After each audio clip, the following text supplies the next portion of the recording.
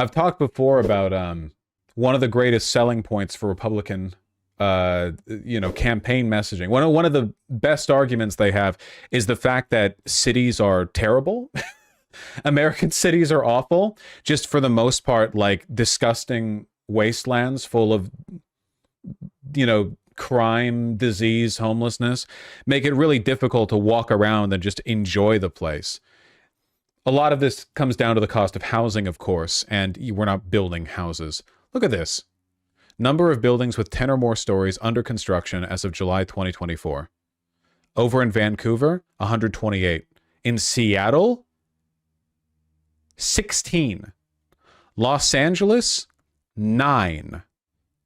San Diego, 12. San Francisco, 9. What the These cities, billions of dollars run through them. Why aren't you building anything? Down there in the bottom right corner, Miami. More high-rise buildings being constructed there than the entire Western United States. In the 2030 electoral vote proportionment, we're due to lose, by we I mean Democrats, like, what is it, 9, 10, 12 votes or something like that? Because people are leaving California. People are leaving, blue states like New York, and they're moving into essentially just like Texas and Florida, because Texas and Florida are actually building houses for them. And people will move to where they can afford to live. Toronto has 272. 272. That is crazy. Absolutely insane. And to a large extent, we have started doing this to ourselves, I think, you can talk about car culture or like walkable cities, but it goes beyond that, right?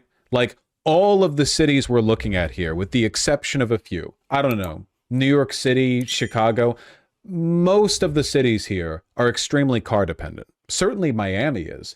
This is largely a local regulation thing. A lot of it comes down to like zoning laws. A lot of it comes down to, an unwillingness for people to allow for new housing to be built, because it devalues existing home ownership, because your house is worth less if there's more available housing in the area, which is a very myopic way of handling a city. But, that's why you get Los Angeles having 9. I mean, Jesus Christ. The fact that Seattle has the most, and Seattle is not exactly doing great in terms of the housing market. The fact that they have only 16 buildings with 10 or more stories under construction right now is genuinely psychotic. It's insane. And it destroys these cities. And then people live in these cities and they're like, wow, these cities are overpriced and disgusting. And they move to some place, some like exurb development where you can buy a giant house for $60,000. And then they talk about how California is dying, which in fairness it is. I believe them. I agree. American cities, for the most part, are fucking wretched. And democratic governance doesn't do very much to address this. Some people say it's that they're too easy on crime, but for the most part, the crime is a product of like despondency and a lack of social cohesion and economic inequality and a lack of opportunities, which they don't address at all. There are basically never any like really left-leaning local governments.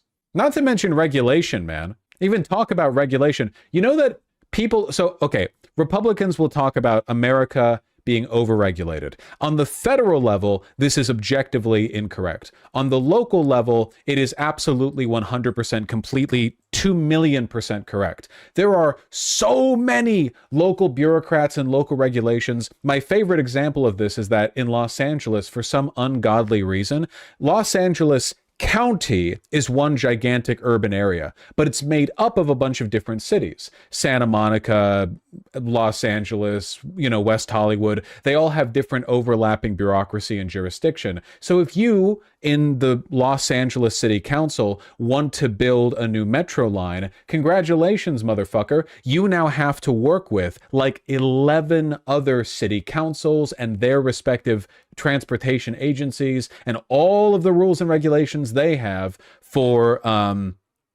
like zoning in order to build anything new. It's psychotic. It's genuinely insane. And it's such a big county area, so there's like you have to work with the others, which never happens, so everything ends up getting, I mean, how long have they been wanting to build high-speed rail in California, right? This problem, there are versions of it all over the place. Can't really blame people for resenting Democrats if their constant day-to-day experience with democratic governance is like this. I saw a graph recently on Twitter that showed the increase in local bureaucrat, like local government employees. I'm trying to find it right now because it was remarkable how much the number of local employees had gone up, but on the federal level, they had stayed exactly the same for decades. I can't find it. It's hiding from me. Absolutely devastating. Yeah, I can't find it. RIP. Insane how easy it is to build a highway through a neighborhood, but rail and public housing, no. I mean, nowadays, we're not really doing interurban highways as much as we used to, but yeah, certainly in the past. One of the biggest copes that I've seen is people saying the only reason China was able to build high-speed rail that stretched across the entire country in basically no time at all, while America has made no progress on ours, is the fact that they have an easier time with essentially eminent domain. Like, oh yeah, of course, they don't have to go through a complex weave of properties and then like carefully secure the rights for all of them. But Chinese citizens have property rights. The idea that the CCP just like bowls over your property and builds whatever they want is not true. They're just a lot more aggressive and coordinated in getting these projects done, rather than having to work through and navigate like a million, you know, local regulations and disagreeable bureaucrats and so on and so forth. They're pretty aggressive in pushing for something that will actually benefit and unify the entire country. Over here in America, we don't give a shit. So it's unironically like advocacy for central planning. It's the only way people will care about Democrats again. Can't stand this fucking thing. Why does Toronto get so many? We're still just getting new highways. I wish I could find that chart. Minneapolis is the only Midwest/Rust Belt city building new housing, and it's the only one with steadying rent and high quality of life. What's Minneapolis' secret to fixing housing? Build more. I've seen so many fucking articles that have essentially this title.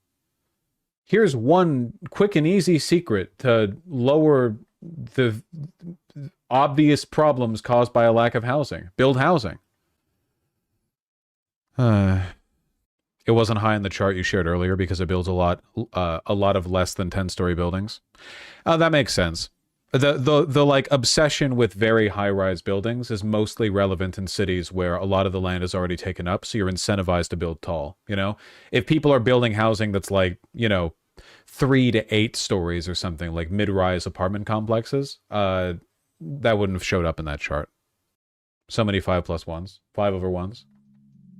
We love our mixed development here, don't we, folks?